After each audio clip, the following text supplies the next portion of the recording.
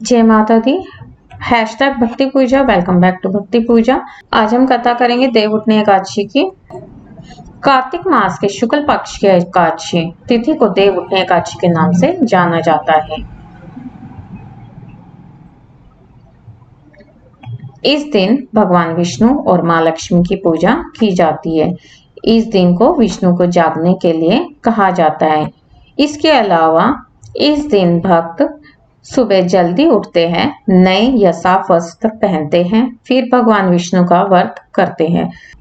इस दिन शाम को जमीन को पानी से धोकर खड़िया मिट्टी व गेरू से देवी के चित्र बनाकर सूखने के बाद उन पर 1 रुपया, रुई, गुड़, मूली, बैंगन, सिंघाड़े, बेर उस स्थान पर रखकर एक प्रांत से ढक देते हैं।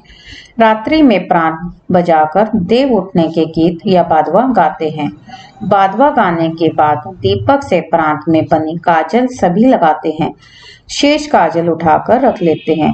आषाढ़ शुक्ल एकादशी से शयन किए हुए देव इस कार्तिक शुक्ल एकादशी के दिन उठते हैं और सभी शुभ कार्य, विवाह आदि इस दिन शुरू हो जाते हैं।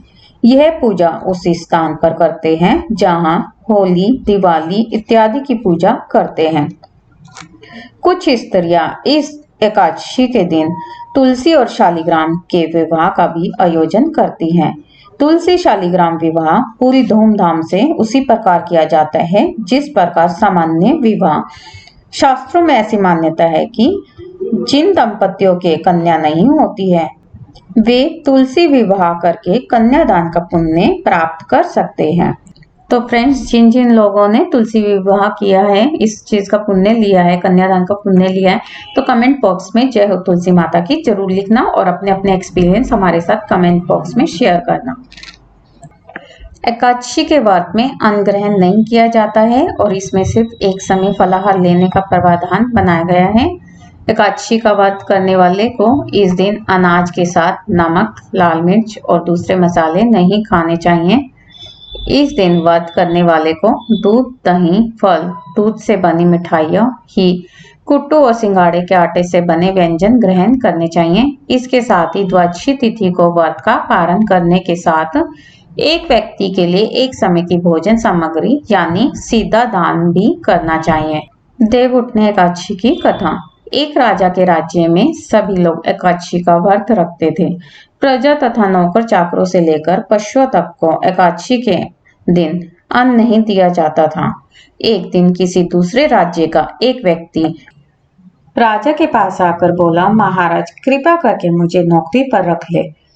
तब राजा ने उसके सामने एक शर्त रखी कि ठीक है, रख लेते हैं, किंतु रोज तो तुम्हें खाने को सब कुछ मिलेगा पर एकादशी को अन्न नहीं मिलेगा। उस व्यक्ति ने उस समय हाँ कर ली, पर एकादशी के दिन जब उसे फलाहार का सामान दिया गया तो वह राजा के सामने जाकर बोलने लगा, महाराज इससे मेरा पेट नहीं भरेगा, मैं भूखा ही मर जाऊंगा, मुझे अन्न दे दो। राजा ने उसे शर्त की बात याद दिलाई पर वह अन्न छोड़ने को राजी नहीं हुआ। तब राजा ने उसे आटा, दाल, चावल आदि दिए। वे नित्य की तरह नदी पर पहुंचा और स्नान कर भोजन पकाने लगा। जब भोजन बन गया तो वह भगवान को बुलाने लगा, आओ भगवान, भोजन तैयार है। उसके बुलाने पर पीताम्बर धारण किए भगवान चतुर्भुज रूप में आ पहुंचे तथा प्रेम से उसके साथ भोजन करने लगे। भोजन आदि करने के बाद भगवान अंतर्ध्यान हो गए तथा वह अपने काम पर चला गया। 15 दिन बाद अगली एकादशी को वह राजा से कहने लगा कि महाराज मुझे दुगना सामान दीजिए, उस दिन तो मैं भूखा ही रह गया था। राजा ने कारण पूछा तो उसने बताया कि हमारे साथ भगवान भी खाते हैं, इसलिए हम दोनों के लिए यह सामान पूरा नहीं होता। यह सुनकर राजा को बड़ा आश्चर्य हुआ। वह बोला, मैं नहीं मान सकता कि भगवान तुम्हारे साथ खाते हैं। मैं तो इतना व्रत रखता हूँ, पूजा करता हूँ, पर भगवान ने मुझे कभी दर्शन नहीं दिए। राजा की बात सुनकर वह बोला, महाराज यदि विश्वास ना हो तो साथ चलकर देख लें। राजा एक पेड़ के पीछे छिपकर बैठ गया। उस व्यक्ति ने भोजन बनाया तथा भगवान को शाम तक पुकारता रहा, परंतु भगवान न आए। अंत में उसने कहा, हे भगवान, यदि आप नहीं आए तो मैं नदी में कूदकर प्राण त्याग दूंगा। लेकिन भगवान नहीं आए। तब वे प्राण त्यागने के उद्देश्य से नदी की तरफ बढ़ा। प्राण त्यागने का उसका इरादा दृढ़ जान पड़ा। शीघ्र ही भगवान ने प्रकट होकर उसे रोक लिया और साथ बैठकर भोजन करने लगे। खा पी कर वे उसे अपने विमान में बिठाकर अपने धाम ले गए।